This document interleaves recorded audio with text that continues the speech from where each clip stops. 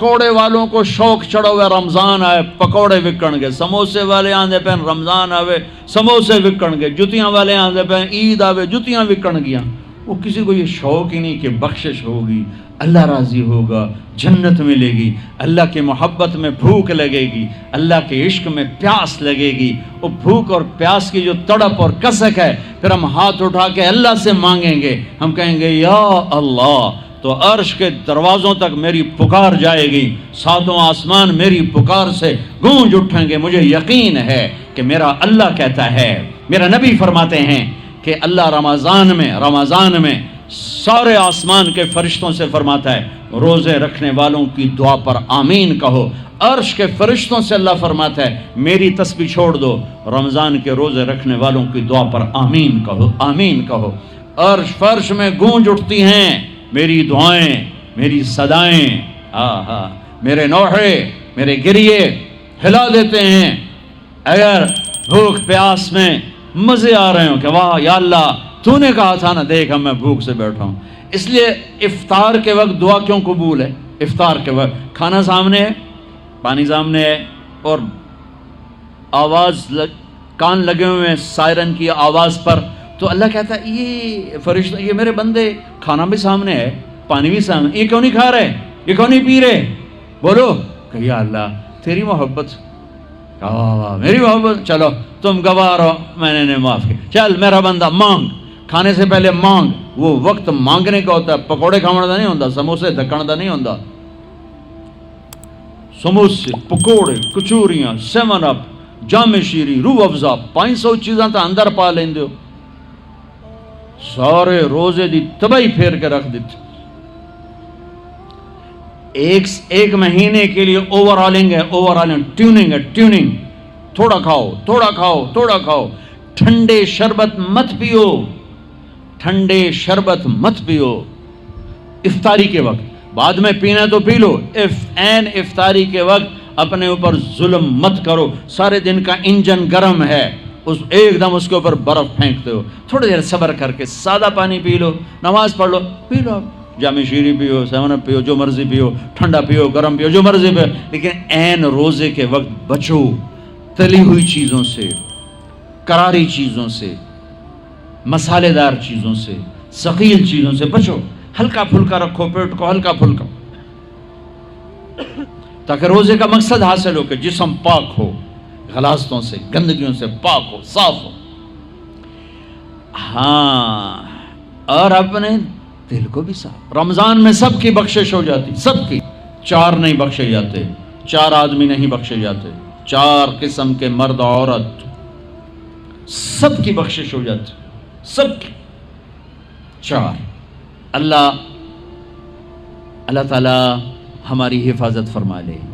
کسی بھائی میں یہ عیب ہے، ابھی سن کے توبہ کر لینا، شراب پینے والا، مستقل شراب پینے والا، رمضان میں بخشش نہیں، ماں باپ کا نافرمان، ماں باپ کا نافرمان، بخشش نہیں۔ ماں باپ کا نافرمان کے لیے تو میرے نبی نے کہا کہ اللہ ہر گناہ کی سزا موت کے بعد دے گا۔ ماں باپ کے نافرمان کو یہیں سے شروع کرے گا اور آگے تک لے کے جائے گا، یہاں بھی سزا دے گا اور آگے بھی سزا دے گا۔ صرف ایک گناہ دنیا میں ایسا ہے، کفر شرک کی سزا بھی موت کے بعد، زنا، شراب، جوے کی سزا، سود کی موت کے بعد ہے۔ ایک گناہ ماں باپ کی دل آزاری، دل دکھانا، اللہ یہاں سے یہ سزا شروع کرتا ہے اور آخر تک پہ چلاتا ہے اس کو۔ میرے نبی سے پوچھا گیا یا رسول اللہ قیامت کب آئے گی؟ آپ نے کہا اللہ کو پتہ ہے۔ کہ کوئی نشانی بتائیں؟ کہ جب ماؤں کو ذلیل کیا جائے گا قیامت آ جائے گی۔ ماں باپ کا نافرمان۔ تیسرا کون ہے؟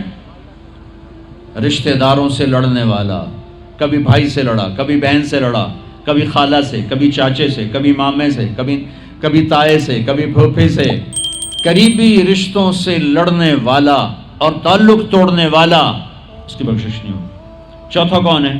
کینہ رکھنے والا، کینہ، شحن، ایک ہوتا ہے بغض، ایک ہوتا ہے کینہ، شحن، بغض، شحن۔ بغض کیا ہے؟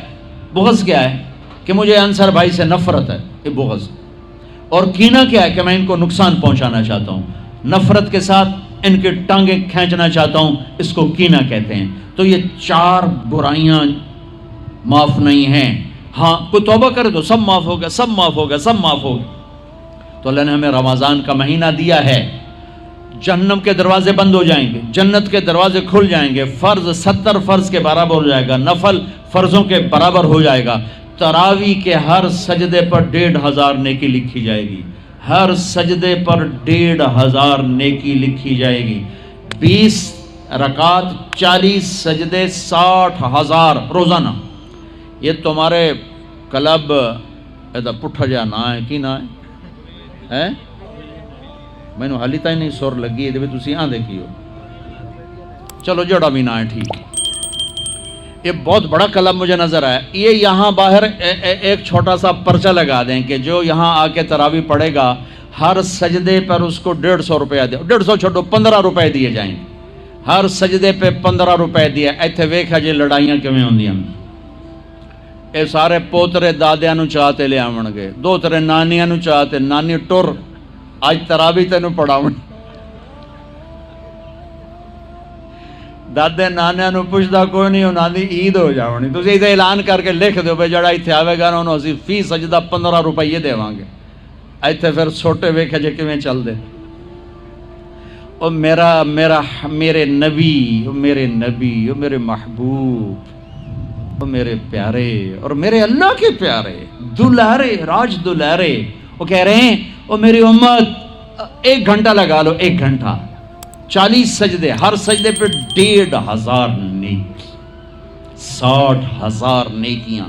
اور ہر سجدے پر جنت میں ایک سرخ یاقوت کا محل، اور ہر سجدے پر جنت میں ایک درخت جس کے نیچے 100 سال گھوڑا دوڑ سکتا ہے. اتنے تھوڑے وقت میں اتنی کمائی. اب 8 تراویح پڑھ کے آدھی مسجد خالی جا رہے. کتنے جا رہے ہو؟ کی کرن جا رہے ہو؟ کوئی کام نہیں. 8 پڑھ کے جوتا اٹھا کے جا رہے ہیں. اے بھائی پڑھ دو، سال کے بعد آیا ہے موقع اللہ سے لینے کا. اور ہر سجدے پر یہ کچھ اللہ دے رہا ہے. اور پھر جب آخری رات ہوتی تو اللہ فرماتے ہیں میرے فرشتوں، میرے بندوں کی رات کی تراویح اور دن کا روزہ، اس کے بدلے میں نے ان کے پچھلے سارے گناہ معاف کر دیے. اور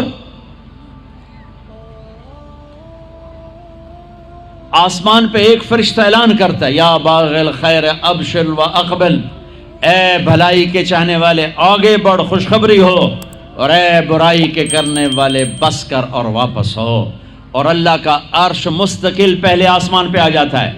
عرفات کے دن صرف عرفہ کے دن پہلے آسمان پر، لیکن رمضان میں پورا رمضان عرش پہلے آسمان پر. اور میرے اللہ کا اعلان ہے کوئی بخشش چاہنے والا، ہے کوئی توبہ کرنے والا، ہے کوئی رزق لینے والا، ہے کوئی سوال کرنے والا، ہے کوئی دنیا اور آخرت کی حاجت لینے والا، ہے کوئی مانگنے والا. ہر وقت اللہ کی طرف سے اعلان ہوتا ہے. اس مہینے کو بناؤ، دنیا کماؤ، حلال کمانا. کو میں تو ویسے مذاقن کہہ رہا ہوں، ہر ایک دنیا کمانا کوئی منع تھوڑا ہی، حلال کمانا کوئی منع تھوڑا ہی ہے. لیکن ایسی کمائی میں نہ لگو کہ روزے پہ زد پڑے، تراویح پہ زد پڑے، تلاوت پہ زد پڑے. میرے نبی پاک صلی اللہ تعالی علیہ وسلم رمضان میں قرآن کی تلاوت بڑھا دیتے تھے. قرآن رمضان کا سب سے بڑا وظیفہ، جی کوئی وظیفہ دسو، کوئی وظیفہ دسو. لوگ پوچھتے ہیں جی رمضان کا کوئی خاص وظیفہ بتا رہا ہوں. رمضان کا خاص وظیفہ قرآن کی تلاوت. رمضان کا خاص وظیفہ قرآن کی تلاوت، قرآن کی تلاوت، قرآن کی تلاوت. جتنا پڑھ سکتے ہو پڑھتے جاؤ، پڑھتے جاؤ، پڑھتے جاؤ، پڑھتے جاؤ. میرا ایک ساتھی ہے مولوی ثناء اللہ، وہ ایک دن میں پورا قرآن ختم کرتا ہے. ایک دن میں پورا قرآن، ایک دن میں پورا قرآن. پورے رمضان میں 30 قرآن ختم کر دیتے. سوائے اس کے بیمار ہو جائے تو کوئی بیمار ہو جائے تو 10 پارے، ورنہ پورا قرآن رمضان، قرآن پورا قرآن. تو چلو ہم پورا قرآن نہیں پڑھتے، کچھ تو پڑھو. سارے سال نہیں پڑھا، کچھ تو پڑھو. رمضان کا وظیفہ قرآن کی تلاوت، رمضان کی تسبیح قرآن کی تلاوت. رمضان کی خدمت، روزے افطار کرواؤ، سحری کھلاؤ، افطاری کراؤ، غریبوں کو مدد کرو، زکوٰۃ دو، اپنے مزدوروں سے کام تھوڑا لو، گھر کے نوکروں سے کام تھوڑا لو. اور رمضان کی سب سے بڑی بات، آپس میں بغض سے دل صاف کرو، لڑے ہوئے ہو رمضان آنے سے پہلے جیسے لوگ حج پر جانے سے پہلے نہیں فون کرتے ہیں، صلح کرتے ہیں، اتنا ہی ضروری ہے رمضان سے پہلے میں دل صاف کر لوں، میں معاف کر دوں، میں معافی مانگ لوں، زیادتی کی ہے تو معافی مانگ لوں، کوئی معافی مانگنے آیا تو معاف کر دوں، میرا دل صاف ہو، کسی سے بغض نہ ہو۔